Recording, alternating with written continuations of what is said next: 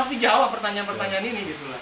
Nah, saya minta fasilitas dari Bang Kaban dengan track recordnya, mudah-mudahan bisa dipanggil tokoh-tokoh itu, kita uji depan kita nih. Kalau memang layak, nanti ketahuan parameternya Pak. Indikator-indikator dia layak memimpin ketahuan, ya kan? Wah, cocok nih. Nah, itu yang mau kita perjuangkan. Kalau memang cocok, bisa disikat ya. wah, itu konsekuensi ujian, logis. Konsekuensi. Logis di setiap datang ke podcast kita uji. Loh, idenya kan? Kalau gitu. dia nggak mau, Datang. kalau nggak datang, kalau datang. Masyarakat KO menilai. deh, KO udah. Masyarakat yang menilai. Ya kan? Jadi temanya begini, Bang. Nah, saya potong. Ini saya jadi naik nih. Temanya begini. Anda berani datang ke podcast Iya, kami? iya. Anda punya nyali, silakan datang. Wah, itu Kalau nggak keren. datang, biarin aja. Bisa jadi trending gitu Nah, ya kan. ya kan? Anda punya nyali, datang ke podcast kami. Kan Kita gitu juga ya. harus kasih solusi juga, jangan dengar-dengar doang. Kita tidak perlu mencari solusi, biarkan mereka memberi solusi kita uji solusinya. Betul tidak, Pak? Betul. Ya, tapi emang kita harus ada kriteria ya, Iya, kriteria tetap keilmuan harus. ya kan. Tapi sederhana aja sebenarnya kayak Bang Akbar bilang. Dalam sekian tahun, 5-10 tahun ya, kita mampu gak misalnya tidak berhutang ya kan. Kita uji. Terus kita membiayai dari kekayaan kita, dari BUMN atau dari apa ya kan. Nah, itu gimana cara muternya gitu, sirkulasinya ya. Gimananya Nah, itu ya. bagaimananya itu. Dan itu bisa meyakinkan orang. Wah, itu dahsyat itu.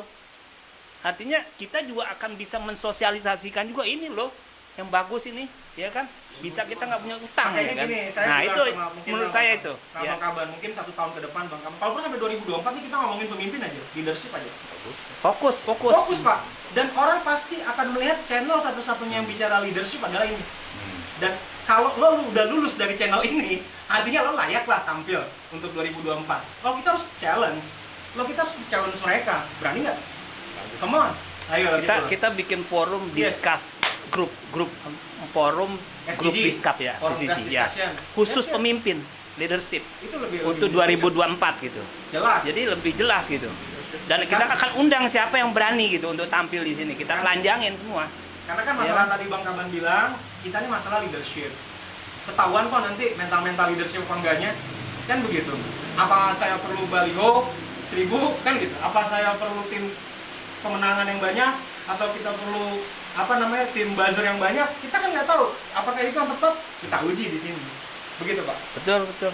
Jadi kriteria kita kriteria keilmuan kembali lagi karena memilih pemimpin ini harus rasional gitu. Ini persoalan dia punya kemampuan nggak gitu, punya integritas nggak, kan nanti diukur gitu dari situ diuji. Jadi bukan persoalan misalnya kita jual ayat, maaf ya misalnya jual ayat gitu, apa ya teori-teori.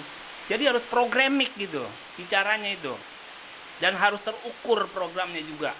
Nah kitalah yang untuk bisa menguji panel gitu, nggak perlu yang ahli-ahli lah. Kita juga mampu, orang kita rakyat yang langsung merasakan kok, end usernya kita soal kebijakan itu ya kan, Yang bukannya banyak utang, kan? Hah? Yang banyak utang.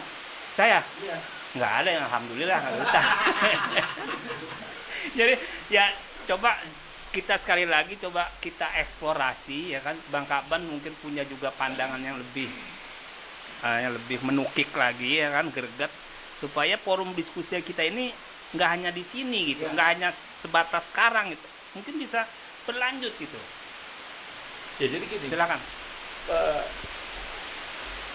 Pemimpin itu dia harus mampu membangun peradaban. Yes. Itu loh. Jadi pemimpin itu harus mampu memimpin peradaban.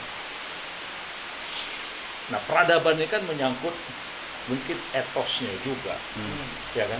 Etos kerja rakyatnya, gitu kan? Bagaimana sikap rakyatnya dalam menghadapi kehidupan?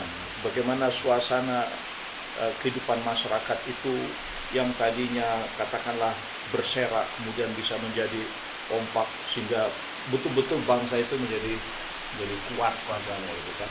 Nah itu pemimpin harus mampu memunculkan itu gitu. Nah ini sudah tentu proses seleksinya itu sudah dibaca oleh masyarakat ya. Nah tapi memang pemimpin itu kan dia bisa memukau ya, bisa memukau. Dia memukaunya dari mana? Tersihir orang itu dan memang dari ucapan dia, Auranya gitu ya. bahasanya dia, yang rakyat itu yakin gitu.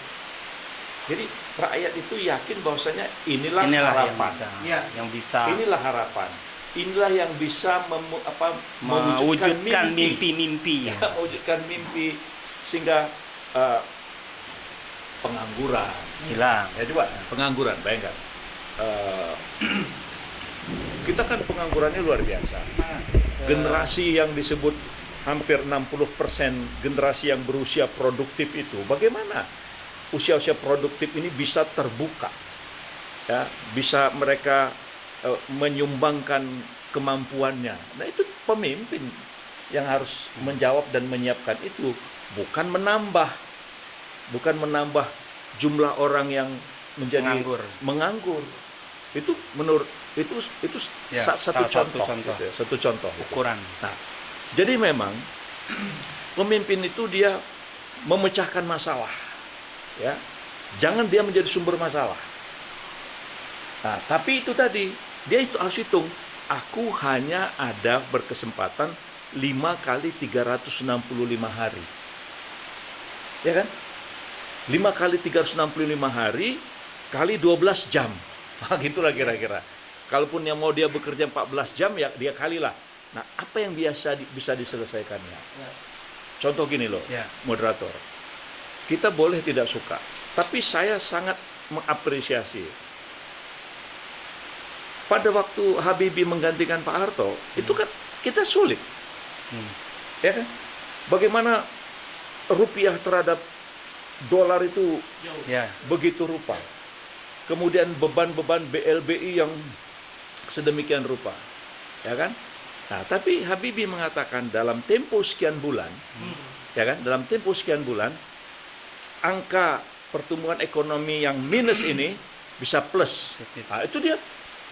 Nah, kemudian kurs dolar yang waktu itu hampir 14.000, dia bisa prediksi akan turun 8.000. Nah, coba tuh. Jadi artinya dia menghitung waktunya, kemudian dia hitung resources yang ada, bagaimana digunakan untuk mengatasi masalah. Nah, ternyata dia dalam tempo 22 bulan, Efektif ya.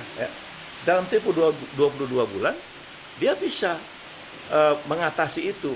Walaupun di tempat lain dia mengalami misalnya tentang lepasnya Timor misalnya, kan itu sesuatu. Tapi artinya dia sebagai pemimpin, ya Sudah. dia apa yang dia omongin itu bisa dia wujudkan. Tanggungjawabkan. Gitu. Nah, itu menambah keyakinan gitu. Nah jadi pemimpin itu dia harus memang diuji, ya, diuji pikiran-pikirannya dengan konsep-konsepnya, ya, sehingga rakyat itu betul-betul yakin. Nah, apakah partai politik bisa seperti apa yang kita bicarakan? Nah, gitu kan? Gagasan Ridho tadi misalnya kan kita bikin forum yang especially gitu, ya, kita bicara tentang masalah leadership Indonesia 2020. Jadi semua orang yang berpotensi panggil ngomong. Nah, sebenarnya Rizal Ramli, ya kan? Kalau saya lihat Rizal Ramli itu konsep ekonominya bagus, Teruji. ya. Nah, bagaimana gitu Rizal Ramli, ya kan? Leadership GN, ya kan? Din Samsudin, Ganjar, ya, Puan. Kalau itu bisa, menarik, sangat menarik. Ya. Nah, kemudian aktivis-aktivis dia juga berharap pemimpin yang kuharapkan itu seperti apa sebenarnya, gitu kan? Nah, jadi inilah pentingnya, ya, keterbukaan dan partisipasi dalam alam demokrasi, dan kita berharap memang masalah threshold ini harus kita hapuskan, ya, karena sejarah bangsa kita ini, coba lihat betapa banyak pemimpin-pemimpin kita di masa lalu itu yang mereka cemerlang. Memang singkat, dinamika politik sangat tinggi, silih bergantinya luar biasa. Tapi dalam waktu yang singkat itu ada peninggalannya itu yang luar biasa. Itu loh. Legasinya ya. Jadi dia singkat. Nah, contoh Pak Nasir misalnya, dia hanya nggak sampai setahun, ya, jadi Perdana Menteri. Tapi peninggalan dia adalah integrasi NKRI, ya kan, tanpa pertumpahan darah sedikit pun, gitu kan. Itu kan sesuatu. Nah, Kemudian begitu juga pemimpin-pemimpin yang lain, Syahrir, kemudian Burhanuddin Ar-Rahab. Nah, Burhanuddin Ar-Rahab apa coba? Peninggalannya yang paling spektakuler dalam sejarah. Pemilu paling jujur. Kan, ya kan? Kan kita baca referensi hari ini, pemilu yang paling jujur itu waktu Burhanuddin Ar-Rahab sebagai Perdana Menteri. Ada, dia singkat, nggak lama. Ya karena dinamika sangat luar biasa. Nah, inilah pemimpin. Nah, jadi ke depan pemimpin itu dia harus sudah bisa merumuskan apa masalah yang akan dihadapinya dan bagaimana dia mengatasi dan bagaimana rakyat ini, ya gitu loh. Karena apapun ceritanya rakyat itulah yang harus menikmati dari kebijakan dan keputusan seorang pemimpin gitu. Ya, jadi sehingga dengan demikian pemimpin itu betul-betul ada untuk rakyat, bukan rakyat untuk pemimpin. Ya, jadi pemimpin itu untuk rakyatnya gitu. Nah, kalau dalam bahasa normatif ngaji kan jelas dia adalah menjadi memakmurkan. Ya, dia memakmurkan kehidupan itu gitu. Nah, Indonesia rumusannya saya kira itu sudah jelas ya dari falsafah kita bernegara itu sudah kata-kata keadilan sosial bagi seluruh rakyat Indonesia. Ini kan mestinya itu terus-menerus yang diolah dalam waktu 5 tahun seorang memimpin. Ya, jadi harus nampak dari mana ya dari situasi yang ada. Nah, kalau misalnya hutang misalnya kan, ya, kalau saya merasa bahwa hutang ini beban yang sangat luar biasa, itu tidak boleh dibiarkan, gitu ya. Karena ini adalah untuk generasi yang akan datang, ya kan. Jadi makin besar beban itu, makin susah generasi kita yang akan datang itu. Nah, jadi pemimpin ke depan itu dia harus bisa tuh, ya harus bisa mengurangi, ya bukan nambah. Mengurangi, ya. Nah, dalam tempo 10 tahun bisa nggak itu teratasi? Kita selama ini baru tahu hanya angka globalnya aja, ya kan 8.000 triliun. Tapi kita tidak pernah tahu berapa bunganya. Sampai kapan itu? Ya, sampai kapan itu? Kalau aku referensinya dari dulu itu Dr. Sritua Arif. Ya. Dr. Sritua Arif itu dulu pernah menulis buku tentang setiap $1 yang dipinjam dalam tempo sekian puluh tahun itu pengembaliannya 3,4 kali lipat. Coba bunganya itu. Maka aku cari orang-orang LSP itu masih ada nggak stok buku itu. Ya, kalau ada itu aku mau beli, bagikan gitu kan. Karena itu Dr. Sritua Arif itu dulu dia di Lembaga Studi Pembangunan LSP. Madi itu ya, Aldi. Iya. Aldi Sasono. Grupnya. Tapi itu buku tipis, tapi luar biasa. Nah, aku pun waktu jadi anggota DPR berkali-kali itu bertanya tentang berapa sebenarnya. Itu tidak pernah dijawab. Itu tidak pernah dijawab. Ya. Kalau mau jujur, yang kemarin tambah hutang sekian ribu triliun itu untuk pos mana saja sebenarnya utang-utang itu kan juga tidak pernah dibuka. Ini kan yang ironik nih kan sekarang ada hutang kelihatan. Jadi kesannya ketika kita ditunjukkan hutang kelihatan Cina dikit kok. Tapi ada yang sekarang ketahuan hutang tidak kelihatan. Nah ini kan gawat. Betul. Ada buku kedua. Nah itu ya itu kan bagian dari apa? Peninggalan atau warisan-warisan akan membuat beban. Ya kan? Iya. Itu berbahaya, sangat berbahaya. Kita memang sudah mulailah gitu ya. Pemimpin itu terbuka, ya, terbuka gagasannya, terbuka juga terhadap kritikan-kritikan, ya kan, sehingga dia bisa melakukan itu, mewujudkan apa yang dia janjikan dengan problem yang dihadapin. Kalau saya melihatnya begitu, gitu, Pak Moderator. Ya, bagus itu, Bang Kapan. Artinya kita kembali lagi memang ini harus bisa terukur dan bisa kita nilai gitu hasil kerja mereka itu. Jadi nggak semata-mata kita memang mencalonkan juga karena kesukaan atau tidak suka ya kan. Nah dalam forum ini juga kita sebenarnya ya mengendorse supaya lebih banyak lagi forum-forum diskusi ini bahkan bisa melebar gitu, sehingga memberikan satu edukasi juga kepada rakyat gitu ya, pada aktivis juga, supaya ini yang kita dorong gitu. Ya kan, bukan kita ngekor kepada partai politik gitu. Kalau perlu kita jadikan sebuah kekuatan juga, kekuatan intelektual grup ini. Kan intelektual itu harus organik, dia harus bergerak gitu. Ya. Kalau dalam istilah Murtada Mutahari itu filsafat tindakan gitu. Jadi kita memang berfilsafat tapi bertindak gitu. Bukan filsafat yang ngawang-ngawang gitu, tapi harus tindakan. Nah, itulah intelektual organik jadi. Nah, ini kita harus Levski juga. Jadi memang kita harus perbanyak ini sehingga akan memberikan pencerahan juga kepada calon-calon pemimpin kita, capres-capres. Jangan cuma baliho dibanyakin ya kan, terus lobby-lobby ya kan. Tapi persoalan yang mendasar adalah ini kita coba tes mampu gak rasionalnya ya. Nah, itu penyimpangan ya kan. Angkanya jelas tapi rasional ilmu. Nah, itu yang harus kita imbangi gitu. Persoalan-persoalan itu. Karena memang itu realitas juga. Cuman kan kita ini harus kita dorong gitu. Kerja kita ini bukan kerja-kerja, artinya bukan kerja-kerja pinggir jalan lagi. Kita udah kerja-kerja intelektual dan buat bangsa gitu. Ini yang bisa kita kontribusikan gitu. Saya sih ya setuju aja kawan-kawan bisa ngundang lagi yang lebih luas lagi.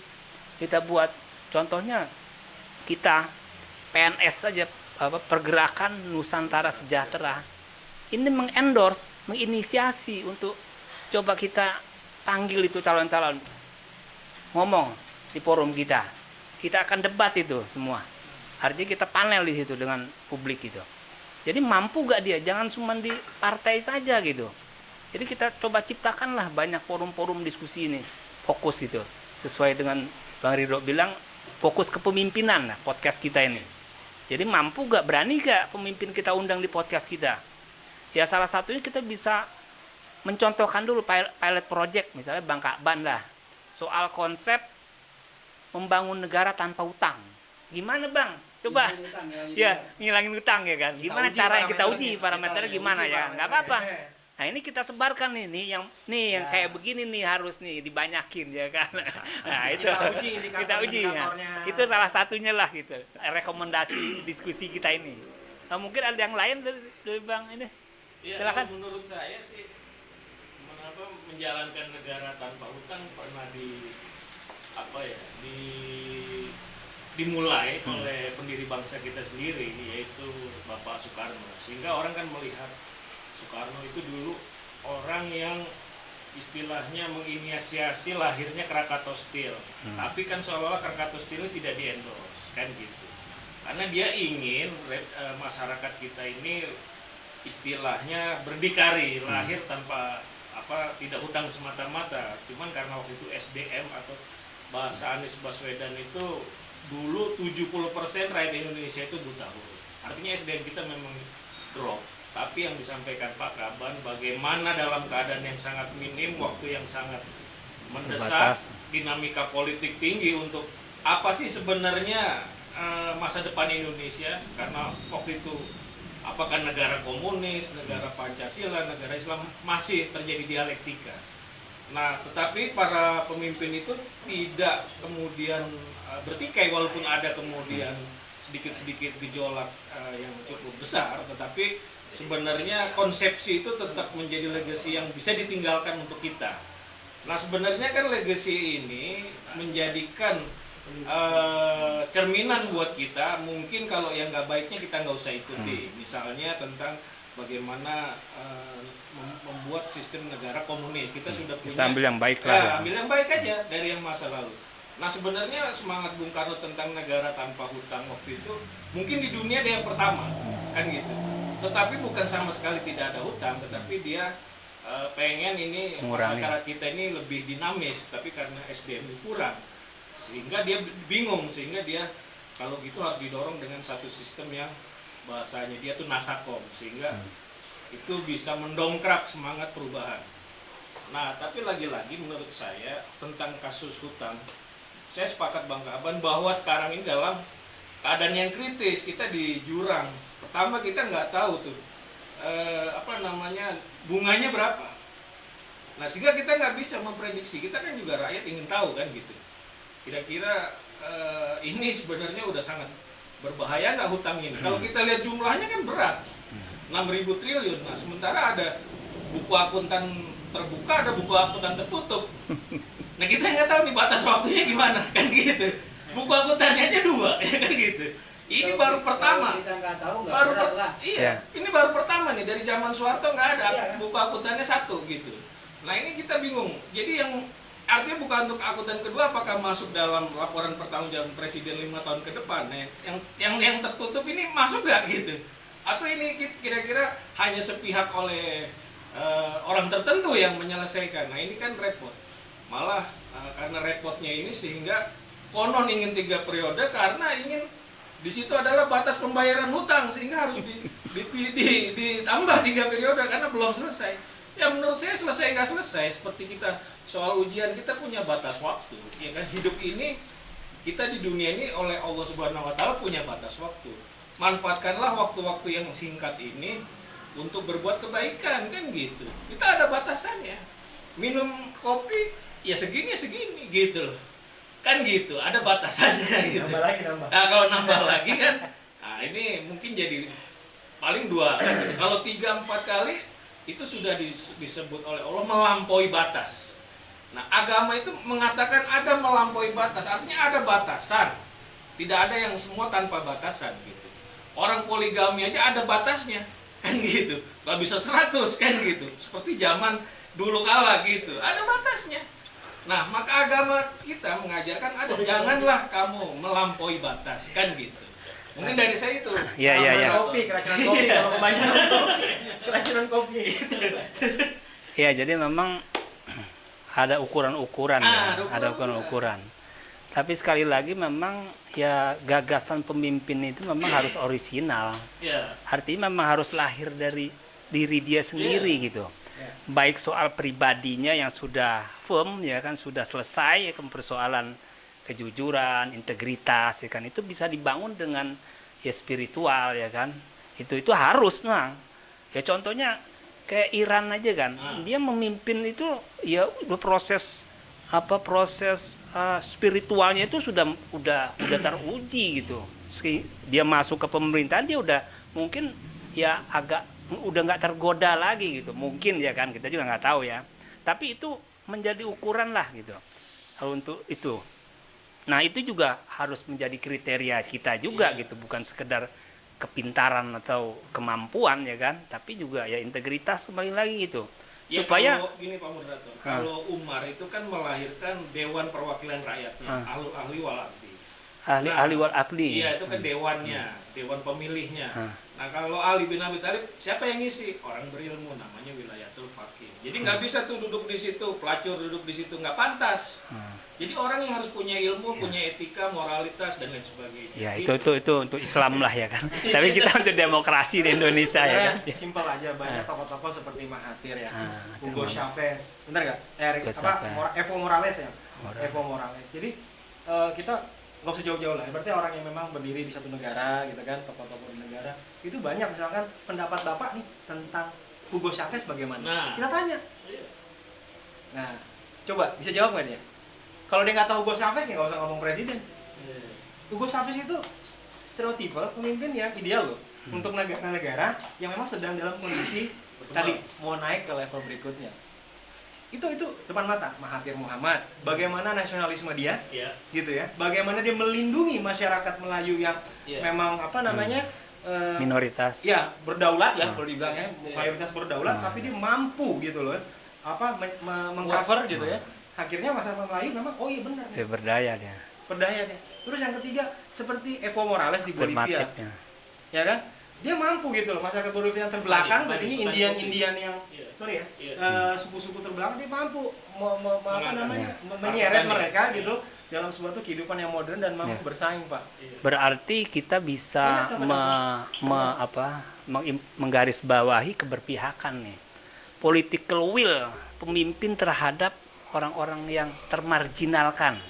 Karena kalau kita bicara pemimpin dia tidak memperhatikan orang yang termarginalkan, yang mustadafin ini, itu omong kosong sebenarnya. Jadi kalau dia bisa ini memberdayakan mustadafin, yang lain-lain itu gampang itu. Jadi ini yang paling sulit ini sebenarnya, keberpihakan itu. Itu terlalu jauh ya kalau menurut saya. Enggak, artinya itu ukuran juga, ya kan? Gini, maksudnya masyarakat sekarang mau melihat kayak gini, apa namanya, sekarang kita ngomong pemimpin nih, kita ngomong siapa sih calon presiden gitu kan, kita belajar dari Serigala Cup. Iya. Itu sistem kelompok serigala, pernah ada yang tahu mungkin? Pemimpinnya di belakang. Oke. Iya. Dan dia tahu menempatkan orang-orang yang tepat, Iya. mana yang apa di Jaga, depan, jaga. mana yang di tengah, Iya. mana yang di belakang, mana Iya. dan dia di belakang. Lidernya di belakang. Betul. Nah, terus serigala itu pinter, Bang Kaban. Dia cari yang alpha. Seorang alpha hanya tunduk dengan alpha. Iya. Dan dia harus bertarung. Ya kan? Kalau kita ambil contoh serigala ya. Iya. Jadi sebenarnya kalau jauh-jauh ya, ibaratnya kita berpikir memang Pak Ustadz Afin itu sebagai kaum yang lemah gitu harus diangkat derajatnya. Hal hari ini kita bicara leadershipnya tepat, Ustadz Afin akan angkat sendirinya. Simpel, sesimpel itu Pak. Iya. Kalau menurut Ya kan saya. juga kan Ustadz Afin kan satu terminologi, Yes. ya kan. Tapi dalam konteks hari ini, ya kan, kaum Ustadz Afin itu kan juga harus dibaca siapa Yang paling Ustadz Afin. yang betul-betul Masuk kriteria itu ya. terkategori, ya terkategori Ustadz Afin itu ya. Simpel saja, mereka yang tersisih, Tindas. mereka yang tidak mendapatkan kesempatan, mereka yang tertinggal gitu kan. Nah, artinya seluruh rakyat Indonesia yang mereka hidupnya belum layak Mencukupi, seperti yang umum. Nah, itu bagaimana kita mengatasinya? Di bawah gitu garis kan? kemiskinan. Nah, jadi bagaimana kita memakmurkan mereka? Tadi ada bahasa yang ya menurut saya ini harus diskusikan terus-menerus ya. Pola-pola yang selama ini yang terlalu menjurus cara-cara kolonial kok masih dipertahankan. Ya kan? Rakyat itu bagaimana mereka dari waktu ke waktu semakin diberi kesempatan sehingga ketimpangan itu betul-betul bisa Kurangi. diatasi, ya, kesenjangannya bisa betul-betul ya indikator rasio gini secara logika umum bisa kita pakai, ya kan. Nah, tapi yang jelas perubahan kehidupan itu terjadi untuk rakyat kita gitu. Nyata kan. ya. Nah, sekarang kita UMKM itu kan berapa puluh persen tuh kaum UMKM itu. Nah, bagaimana kaum UMKM ini bisa naik kelas? Ya. Ya, bisa naik kelas dia. Nah, itu bagi setiap calon presiden dia harus punya data itu. Ya kan? Nah, bagaimana misalnya masyarakat di Kalimantan? Ya kan? Bagaimana kaum-kaum adat yang ada di Kalimantan tuh? Sampai sejauh mana mereka bisa hidupnya berubah? Ada pengalaman yang menarik ya. Dulu aku di Kalimantan Barat tuh, Nek. Masyarakat pinggiran ya. Enggak, masyarakat Ya. pedalaman, Pedalaman, masyarakat pedalaman. Ke sana itu naik perahu, sampan kecil, ya hanya bermuat 4 orang. Iya. Masuk ke lokasi itu, apa dia bilang? Pak Menteri, dia bilang, saya sejak Orde Baru, sejak zaman Pak Harto sampai hari ini, Iya. hidup kami begini-begini saja. Nah. Sementara kami disuruh untuk menjaga hutan-hutan ini. Dan waktu aku datang ke sana, ya hutan itu terpelihara. Iya. Dia jaga betul. Nah, dari mana aku melihat itu terpelihara? Aku lihat dari kejernihan air. Betul. Ya, kejernihan airnya, dan kemudian aku lihat tutupan hutannya yang luar biasa. Iya. Kami dari dulu disuruh menjaga ini, tapi hidup kami begini-begini aja, Pak. Bayangkan bagaimana itu nggak menggetur. Gerges namanya. Nah, Ya. itu kan harus dipikirkan, ya kan, harus dipikirkan bagaimana mereka itu berjasa terhadap lingkungannya, tapi negara harus memberikan Hadir. kehidupan untuk mereka. Nah, itu satu contoh, Iya. Ya. ya, dan itu banyak, Iya. ya, dan itu banyak. Nah, jadi ya ini menurut aku diskusi bagaimana presiden Indonesia ke depan itu memang mereka menghadapi masalah yang Sangat luar biasa. luar biasa, tetapi itu harus diperlukan juga pemikiran yang sangat luar biasa dan keputusan yang juga luar biasa. Bahasanya itu tadi 5 kali 365 hari, ya kan, Iya. kali 12 jam. Batasnya itu ya. Oh Batasnya. iya, itu batas. Mekanisme kerjanya. Apa yang bisa dia kerjakan dalam rentang waktu itu? Jadi dia nggak berpikir nanti periode ketiga, enggak. Dalam tempo yang singkat ini, sesingkat-singkatnya. apa yang bisa harus kukerjakan untuk rakyatku? Iya. ya kan? Dengan kondisi tadi harus dia baca hutang sekian, nah bagaimana dia mengatasi tidak berhutang, ya kan? Ya bisa, harus bisa, Harus bisa. harus bisa. Iya. Barangkali itu Ya, moderator. Jadi diskusinya menarik. Ya, Tadi siap, gagasan-gagasan bisa dikembangkan. closing statement. Ya, jadi memang kita kembali lagi diskusi kita bahwa kita memang harus memberikan satu edukasi kepada masyarakat atau kelompok stakeholder yang lain bahwa forum-forum diskusi kita ini harus kita perbanyak gitu, supaya ini menjadi satu dorongan bagi calon juga untuk seperti inilah yang harus dilalui gitu, sehingga mereka benar-benar teruji gitu. Bukan hanya partai politik yang mengadakan konvensi yang kita juga nggak tahu ya kan, kepentingannya nggak jelas, tapi ya inilah masyarakat sipil yang harus bergerak gitu. Nah, nanti kita juga akan coba nanti salah satunya mungkin Bangkapan kita uji ya kan dengan konsep-konsep yang Salah satu kandidat. Kalau ya salah satu kandidat nyapres. kalau nyapres, tapi tidak nggak apa-apa juga walaupun tidak nyapres juga, tapi Yang perlu tuh nama-nama udah kesiapan muncul, ketika gitu. kesiapan Nama-nama ketika yang udah muncul nggak itu Bang, perlu, gitu kan. ketika kesiapan Bangkapan mumpuni, orang juga akan melirik kok ya kan. Siap tidak Iya kan, siap. siap tidak siap. Harus diuji. Iya. Jadi saya pikir itu saja ya diskusi kita simpulkan, tidak kita simpulkan lah, ini merupakan brainstorming, tapi kita harapkan untuk bisa berlanjut gitu forum diskusi kita ini. Ya saya akhiri, billahi taufiq wal hidayah. Wassalamualaikum warahmatullahi wabarakatuh. Waalaikumsalam warahmatullahi Ya. wabarakatuh.